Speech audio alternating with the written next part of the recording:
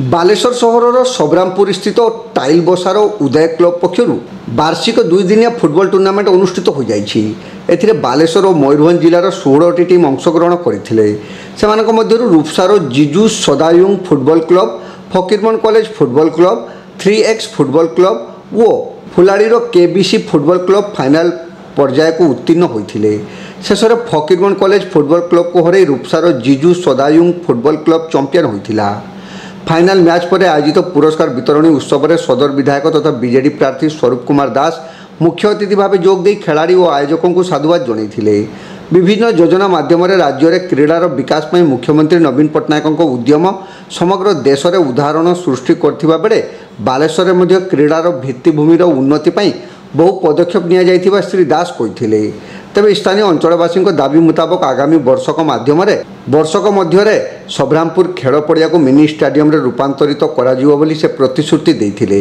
युव उद्योगी जोगेश्वर महांती, पूर्वतन पौर उपाध्यक्ष मनोज कुमार राउत, काउंसिलर शेख आयुब शिबू, बिजु युव जनता दलर राज्य साधारण संपादक धीरेन नायक, युवनेता सुदीप्त पीटर, समाजसेवी संतोष अगस्ती और विमल खंडेलवाल प्रमुख सम्मानित अतिथि भाव जोगदे खिलाड़ी और आयोजकों को उत्साहित करते।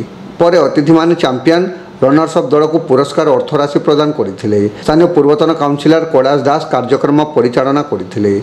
उदय क्लब्र सभापति हिमांशु पात्र और संपादक अजित कुमार सिंह को प्रत्यक्ष तत्वावधान में आयोजित यह टूर्नामेंट को सागर हांसदा, संग्राम माझी, प्रिंस सिंह, श्याम मारांडी, पदन बिंधाणी, मनोरंजन बिंधाणी, कलम मुर्मू, सुदामचंद्र नायक प्रमुख परिचालना करते। तेबे यही अवसर में आदिवासी भाई भौणी सामूहिक नृत्य आकर्षणर केन्द्रबिंदु पलटिथिला। आदिवासी परंपरा रे स्वागत संबर्धना पाई मुख्य अतिथि विधायक श्री दासों समेत अन्य अतिथि माने अभिभूत हो पड़ते। एपरिक अतिथि माने आदिवासी मिसी खूब नृत्य करने समस्त को आमोदित करथिला। उदय क्लब समस्त मेंबर्स मान को जे प्रत्येक वर्ष भरी एटी जो फुटबॉल टूर्नामेंट आयोजन करछंती, युवा प्रतिभा को आको आणुछंती, सेति पई मु ताको बहुत बहुत धन्यवाद जणाउछि। आज क्रीड़ा क्षेत्र विशेषकर क्रीड़ा क्षेत्र में प्रिय मुख्यमंत्री नवीन पट्टनायक जो अवदान अच्छी से अवदान को जीवन सारा कहीं भूली पार नहीं।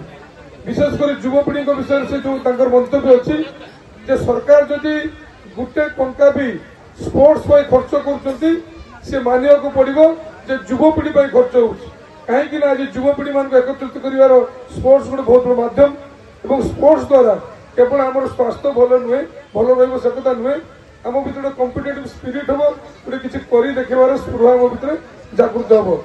बंधुगण आज बालेश्वर ओडिशार तो परिचय स्पोर्ट्स क्षेत्र में विश्वस्तर अच्छी।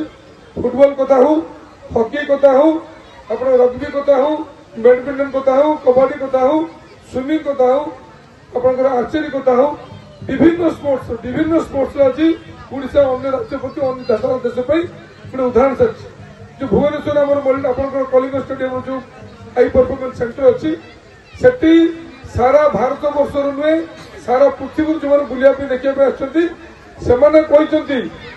सारा भारत वर्ष एमती ट्रेनिंग सेंटर कहीं ना जो नवीन बाबू युवक मान कर स्पोर्ट्स प्लेयर मान केवल भुवनेश्वर सीमित नहीं आज सारा ओडिशा रे प्रत्येक पंचायत हो प्रत्येक म्युनिसिपालिटी हो खेल आगू नापी व्यवस्था कराई। फील्ड कथा नना मत कहते आम यही फील्ड को बाछिलु फुटबॉल फील्ड करने किंतु फुटबॉल फील्ड पर जी हमको जगार आवश्यक जो रेलवे लाइन नुआ एक्सपेंशन हम ता जगह सीमा छाड़ा पर से जगह फुटबॉल बचु ना किंतु फुटबॉल नहले भी ये फील्ड को डेभलप करा आगामी 1 वर्ष भर फील्ड खूब सुंदर भाव डेभलप हम आमर मिनी स्टेडियम में फुटबॉल खेलवा सहित अन्य खेल क्रिकेट खेलवा थे रेलवे बाउंड्री फिक्स होगा आम जो एरिया बाहरी पड़ो आम खूब सुंदर भाव डेभलप करूँ से फेंसिंग रेलवे जदि न कर फेंसिंग करदेव पिला सुरक्षा